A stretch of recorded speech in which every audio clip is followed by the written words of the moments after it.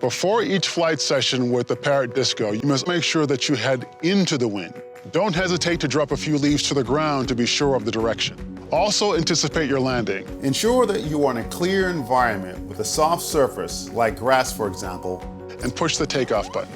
The Parrot Disco engine will start up.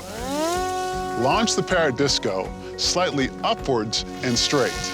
The Parrot Disco will rise to an altitude of 50 meters. It will then place itself in an automatic circular flight pattern with a 30-meter radius.